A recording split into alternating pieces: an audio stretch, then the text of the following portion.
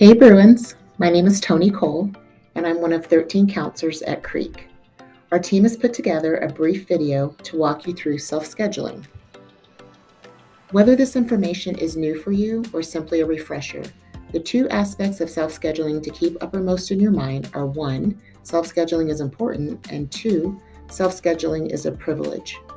Self-scheduling is important because it's through this process that you, and not a computer, will build your schedule for next school year. In addition, self-scheduling is a pretty amazing privilege given to upperclassmen at Creek. The chance to self-schedule is pretty much unheard of at the high school level. However, our administration has placed great value on giving you the responsibility and the choice to create your own schedule. And so you will want to take this process seriously and with appreciation for the opportunity you're being given to try to create the schedule you desire. The scheduling process takes several months to complete and is broken down into 4 parts. Part 1 began at the end of January when you received your pre-registration materials.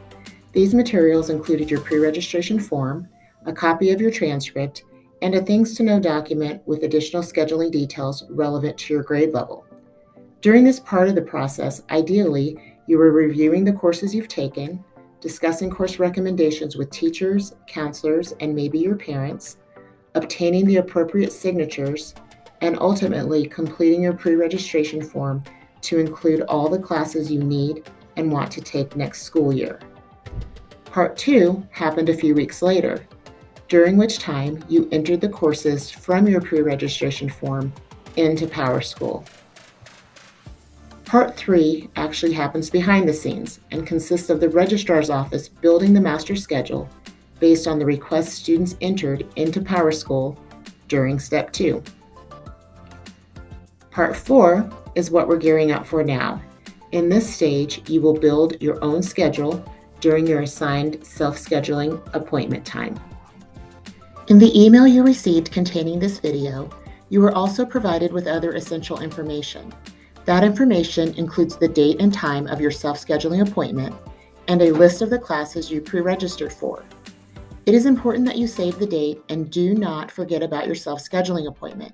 If you need to set an alert in your phone or have some other method to remind yourself, I highly recommend you do that. Self-scheduling appointments will happen in the community rooms. The community rooms are in the IC building near the library. As you walk upstairs toward the library, you will turn left at the top of the stairs to go to the community rooms. You must bring your ID. If you do not have your ID, you will not be permitted to self-schedule, in which case you will either need to go purchase another ID or come back during an off period when you have your ID. Additionally, it always happens that various personal scheduling issues and conflicts prompt the question from students and parents about scheduling ahead of the assigned appointment time. This will not happen. Students will not be able to schedule ahead of their appointment time. If you are not able to schedule during your appointment, you may come back for a makeup during any off period following your originally scheduled appointment. If you do not complete self-scheduling, the schedule will be built by the computer. As you begin preparing for self-scheduling, it is essential to understand the master schedule. The master schedule is constructed with you in mind. It is not created until after more than 3,800 students have entered the courses from their pre-registration forms into PowerSchool. Then, based on the students' requests, the registrar's office creates the master schedule, which is a huge, complex puzzle of hundreds of classes divided into multiple thousands of sections that fits together every class in every department in a manner that allows the most access to the most classes by the most students. Sound complicated? That's because it is. And thus, the reason students will be required to self-schedule only the classes for which they pre-registered. The master schedule is broken down by department, course name, period, term, which denotes whether a course is a year-long or a semester class, teacher, and room number. Something else to keep in mind is that the master schedule can sometimes be a work in progress because unexpected things always happen. For example, maybe the teacher for one of the classes you scheduled ends up moving over the summer because their spouse's job transferred them to another state.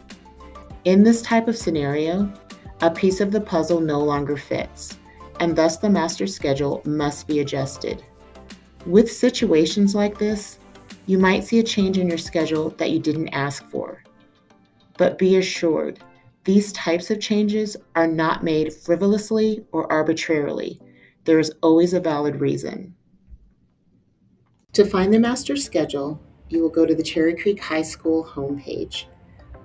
Hover over Our School, and then click on the registrar link, and you'll be directed here. On the left-hand side of the screen, scroll down and click on Master Schedule. From here, you will be able to click on the master schedule to open it in a new tab. The first page of the master schedule is the self-scheduling scenario worksheet. We will discuss this worksheet in more detail later, but you'll want to remember where to find it so you can reference it later on. This is an example of a year-long CP English 11 class in the master schedule. Starting in the far left column, you will see the name of the class, followed by the period that the class is offered, the term, which indicates whether this is a full year or semester-long class, the name of the teacher, and the room number where the class is offered. This is a sample of a semester class in the master schedule. This is CP Psychology. Again, everything that you see will be similar to what you noticed for a year-long class, except for the term. For a semester class, you will see semester 1 sections listed first in the list, followed by semester 2 sections. Planning is key for self-scheduling. You should plan several possible scenarios for your schedule. You will want to plan those scenarios based on your priorities. For example, if it's a priority to have a certain English teacher or a certain math teacher, start with this and plan your schedule around that priority. If it's important to have certain off periods, or if you dread the reality of having to run back and forth between the east and west buildings between every class, you should try as best you can to build your schedule with those things in mind. Planning for disappointment is also necessary because the dream schedule, although it does happen, is frequently the exception and not the rule. What is more likely to happen is that students will be confronted with situations that force them to make choices. There is no way around this. It is simply what you're going to have to do. Along those lines, when you are forced to make choices you didn't anticipate, plan on being kind to the people who are trying to help you problem solve. Self-scheduling is a substantial undertaking, and the adults working to facilitate this opportunity are truly trying to help you. They are not the ones creating your problem, and so please be kind if self-scheduling does not go exactly as you'd hoped or planned. Here is an example of the self-scheduling scenario worksheet. Again, this worksheet is the first page in the master schedule. You can print it off and use it to plan at least 3 scenarios for your schedule, maybe more if you're an overachiever. You will want to bring this completed worksheet with you to your appointment because the goal of this worksheet is to facilitate a smoother scheduling process for you.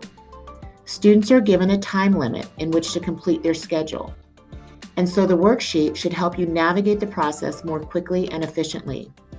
However, even with thoughtfully planned scenarios on your worksheet, the best laid plans can and do go awry, and so you might end up needing to be flexible beyond all the scenarios you've planned. So let's do a quick recap of what we've covered so far. What are we doing? Self-scheduling. When? During your assigned appointment date and time. Where? In the community rooms, upstairs in the IC building. How? Bring your ID, check in, log in, create your schedule, and you're done. It's that simple. And why? Once again, to give you choices concerning your schedule. Take this opportunity seriously. Every year, situations come up that cause students to miss their appointment. Please don't overreact. I promise it is not the end of the world. No matter the reason, if you can't make your appointment time or if you miss your appointment time, all you need to do is go to the community rooms during any open period following your originally scheduled appointment. Makeup appointments do not need to be scheduled. Just go to the community rooms during your next open period. Please do not try to self-schedule during a class period. You will be turned away and asked to come back during an off period. And remember, if you do not complete self-scheduling, you will lose the chance to self-schedule and your schedule will be created by the computer. If you have questions prior to your appointment, counselors are here to help you. There are many avenues you can use to connect with your counselor. You can reach out to us via email and remind texting, or you can use our new online scheduling program. There are QR codes in the counseling office and around the school that will take you to the online scheduler if you want to make an appointment with your counselor. In addition, every day in the counseling office during all the lunch periods, which are periods 4, 5, and 6, there is an on-call counselor ready and waiting to assist you. Thank you for taking the time to listen and learn more about self-scheduling. Good luck as you plan and create your schedule.